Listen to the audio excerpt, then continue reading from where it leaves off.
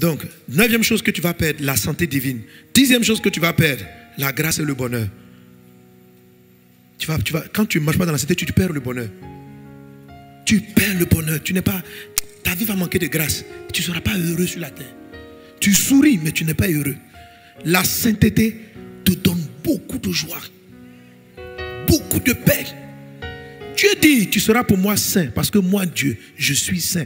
Tout ce que tu vois en Dieu, son amour, sa bonté, sa patience, émane de sa sainteté. J'ai prêché de la sorte pour ne pas que vous identifiez la sainteté au fait de ne pas commettre l'impudicité seulement. Parce que c'est ça qui est dans la tête de tout le monde. On va dire qu'un chrétien est bien parce qu'il n'a pas couché avec quelqu'un. Ça dit que c'est tout. S'il ment, c'est pas grave. S'il a des difficultés pour pardonner. Vous savez, j'ai vu dans l'église, on met les gens sous discipline pour impudicité. Mais on ne les met pas sous discipline pour manque de pardon. Donc il y a des frères, ils ne se parlent plus dans l'église. On va essayer de les réconcilier. Mais c'est ton âme qui est en train de pécher au même titre qu'un impudique. Qui lui, son corps est en train de pécher. Mais toi, ton âme est en train de pécher par manque de pardon. Alors les gens vont se poser la question, ils vont être là, je ne comprends pas, je vis sainement, on a dit que Dieu exauce. Mais en fait, est-ce que tu es saint même? Est-ce que tu marches dans la sainteté? Esprit, âme et corps. Mais la Bible dit quoi? C'est Dieu qui le fait. C'est Dieu qui le fait. Mais pour que Dieu le fasse, il faut que toi-même tu le veuilles. Il faut que toi-même tu saches qu'est-ce qu'il appelle sainteté de l'esprit.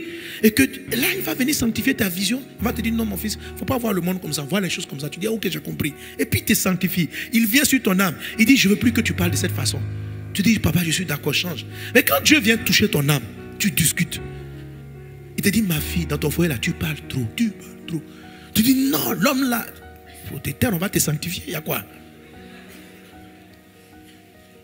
Tais-toi, on va te sanctifier. Est-ce qu'on est ensemble? Que Dieu te sanctifie. La sanctification vient de Dieu. C'est Dieu même qui nous sanctifie. Alléluia. Alléluia. Quand tu n'es pas sanctifié, c'est pas une chose que tu peux. Quand tu vis dans le péché, tu deviens un mannequin du diable. Mannequin, mannequinat, mannequin. Un mannequin, c'est un mannequin. Il y a des gens qui sont... Faut pas, n'imitez pas les gens. Il y a des gens qui sont dans l'église, qui sont des mannequins de Satan. C'est quoi un mannequin? Un mannequin, c'est quelqu'un qui porte un modèle. C'est-à-dire que quand tu le regardes, tu as envie de porter l'habit qui est sur lui, sur le mannequin. En fait, il est positionné pour exposer quelque chose. Et il y a des personnes qui ne vivent pas la sainteté et dont la vie semble réussir. Ce sont les mannequins de Satan.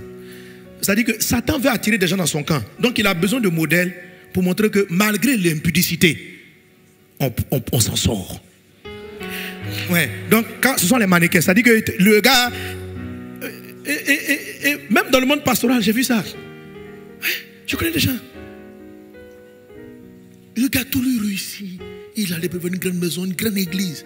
Mais il touche toutes les filles du quartier et de l'église. Et puis il brille.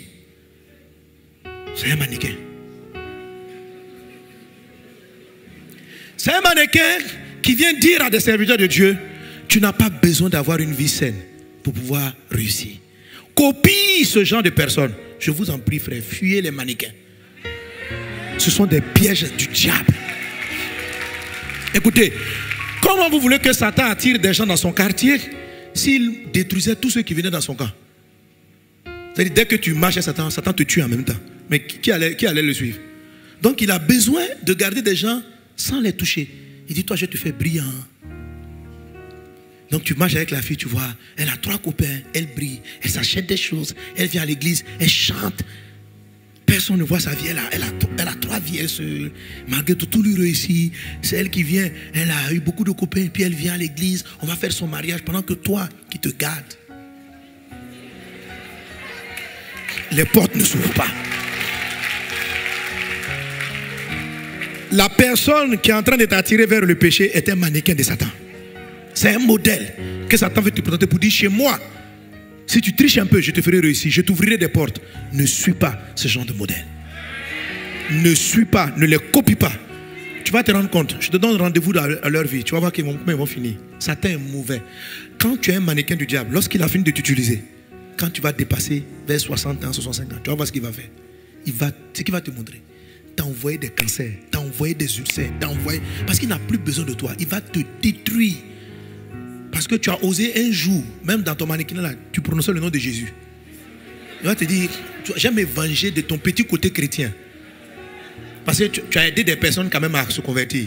Dans ta double facette, il y a des gens qui ont vu ta facette en Christ et puis Dieu est passé par toi. Mais Dieu va te juger. Satan même va te venger.